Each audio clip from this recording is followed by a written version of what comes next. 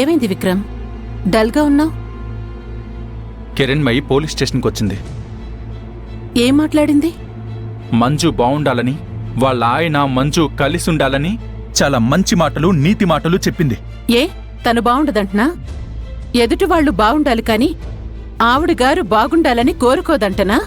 నేను కూడా నీలాగే అడిగానమ్మా. దానికేమంటుంది? ఇంకేమంటుంది?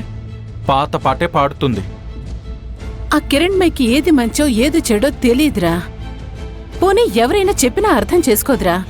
ఆవిడ ఒకరికి చెప్పే స్థితిలో ఉన్నప్పుడు తనకి ఎవరు చెప్పినా అర్థం కాదమ్మా.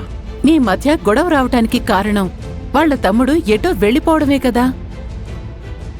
వాళ్ల తమ్ముణ్ణి త్వరగా వెతికి కిరణ్మయికి అప్పచెప్పు. తన మనసు కుదుట పడుతుంది. అప్పుడైనా తను నీ గురించి ఆలోచిస్తుందేమో. నేను వాళ్ళ తమ్ముడు ఎక్కడున్నాడో తెలుసుకోవడం కోసం చేయని ప్రయత్నాలంటూ లేవమ్మా.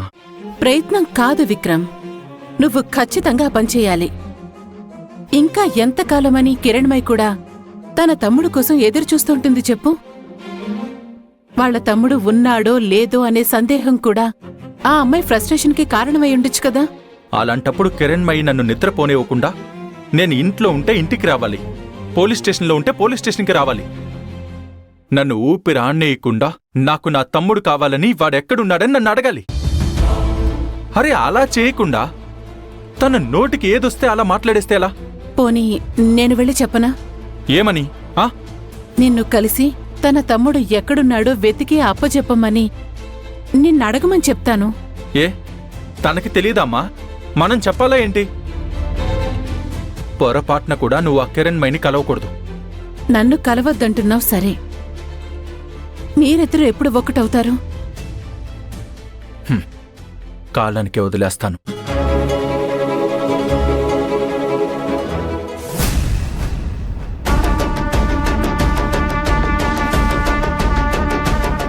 అమ్మా. సత్య, మినిస్టర్ గారు ఏమన్నారు? సత్య గారు, మినిస్టర్ గారికి మీ అభిప్రాయం ఏం చెప్పారు? యూత్ ప్రెసిడెంట్గా ఉంటానని చెప్పావా? యూత్ ప్రెసిడెంట్గా మీకిష్టం లేదని క్లియర్గా చెప్పేశారు కదా. నాకంటే ముందు అన్నయ్య ఎక్కువ బాధపడుతున్నాడు. ఎవరైనా బాధపడతారు సత్య. ఎందుకంటే మినిస్టర్ గారు నిన్నొక కార్యకర్తలా చూడలేదు, నిన్ను తోడబుట్టిన వాడికంటే ఎక్కువగా ఇష్టపడ్డారు. విలన్స్ జోలికి వెళితే జీవితాలు నాశనమైపోతాయి. ఇంతకీ మీరేం చెప్పారు సత్య గారు? మినిస్టర్ అన్న ఇప్పుడు అధిష్టానానికి చెప్పాలంటే ప్రెస్ మీట్ పెట్టి చెప్తాడంట. ఏమని చెప్తారు? తను వేరే క్యాండిడేట్ని రికమెండ్ చేశానని చెప్తాడంట. లేకపోతే తనేమో తను అనుకున్న క్యాండిడేట్కి ఈ పార్టీ మీద నమ్మకం లేదు అని చెప్తాడంట. అలా ఎందుకు చెప్తారంట? యూత్ ప్రెసిడెంట్ పదవి నాకు వద్దు అని చెప్పానమ్మా. ప్రెస్ మీట్ పెట్టి చెప్పనివ్వండి. మీకు ఎలాగో ఆ పదవి తీసుకోవడం ఇష్టం లేదు కదా. ఏయ్, ఏం మాట్లాడుతున్నావు? ఇది నా కొడుకు భవిష్యత్తు. ఇది మా ఆయన భవిష్యత్తు. మీ ఆయన?